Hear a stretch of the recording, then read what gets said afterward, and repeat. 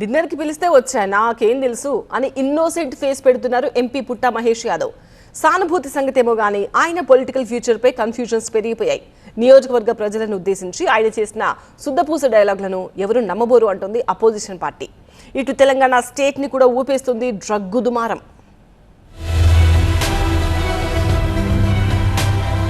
ఎన్నో రోజుల నుంచి అక్కడ ఉండే పర్సన్స్ నన్ను కలవడానికి వాళ్ళందరూ రిక్వెస్ట్ చేయడం వల్ల నాకు నిన్న కుదరడం వల్ల వాళ్ళ డిన్నర్కి వెళ్ళడం జరిగింది. ఆ డిన్నర్లో ఎక్కడ కానీ నేను తప్పు చేయలేదు. రక్తంలో మాదక ద్రవ్య మానవాళ్లున్నట్టు ఎర్రగడ్డ నుంచి వచ్చిన రిపోర్టులు క్లియర్ కట్ గా చెప్తున్నాయి కనుక టీడీపీ ఇష్యూని హైకమాండ్ సీరియస్ గా తీసుకుంది. ఇప్పటికే ఇటువంటి మురికి కారణాలతో 4-5 సందర్భాల్లో పార్టీ నేతలు దొరికినా ఆచితూచి స్పందించారు సీఎం చంద్రబాబు. ఇప్పుడు ఏలూరు ఎంపీ విషయంలో ఏ నిర్ణయం తీసుకుంటారు?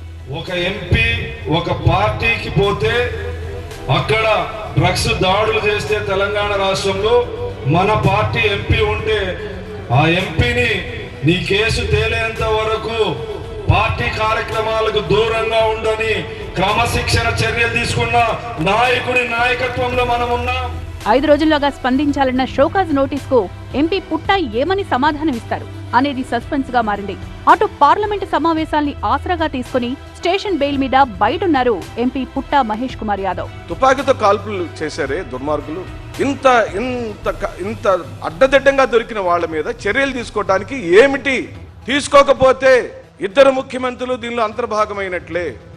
2 ముఖ్యమంత్రులు కావాలనుకుని డ్రగ్స్ రాజ్యంగా మార్చినట్లే.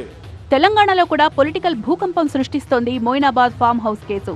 స్వయానా బీఆర్ఎస్ మాజీ ఎమ్మెల్యే పోలీసులకు దొరకడంతో దీన్నొక అవకాశంగా తీసుకుంది రూలింగ్ పార్టీ. ఏమాత్రం గ్యాప్ ఇవ్వకుండా కారు పార్టీని టార్గెట్ చేస్తోంది. కేటీఆర్ నుద్దేశించి పీసీసీ చీఫ్ చేసిన కామెంట్లు కాక రేపుతున్నాయి. మీ బ్యాచ్ అంతా కూడా ఇలాంటి అలవాట్లకు లోనై ఇలాంటి అసాంఘిక కార్యక్రమాలు చేస్తూ ఉన్నారు కాబట్టి మాకు తీవ్రంగా అనుమానాలున్నాయి. కాబట్టి రేపు అసెంబ్లీలో డాక్టర్స్ పిలిపించి అసెంబ్లీ సాక్షిగా అందరం కూడా టెస్టులు చేసుకుందాం. డ్రగ్స్ వాడకాన్ని బీఆర్ఎస్ తీవ్రంగా ఖండిస్తుందంటూనే తమను బద్నాం చేస్తే ఊరుకునేది లేదని హెచ్చరిస్తున్నారు వర్కింగ్ ప్రెసిడెంట్ కేటీఆర్. ఏ పరీక్షకైనా సిద్ధమని సవాల్ చేశారు. ప్రజాప్రతినిధులందరూ డ్రగ్స్ టెస్ట్ చేయించుకోవాలని, క్లీన్ చిట్ వచ్చాకే అసెంబ్లీకి రావాలని సలహాలిచ్చేదాకా వెళ్లింది వ్యవహారం. ఒక్క డ్రగ్స్ కేసు దుమారం ఏపీలో పుట్టా, తెలంగాణలో పైలట్.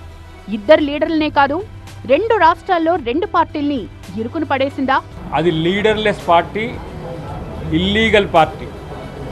ఈగల్ టీంకు దొరికే లీడర్స్ పార్టీ.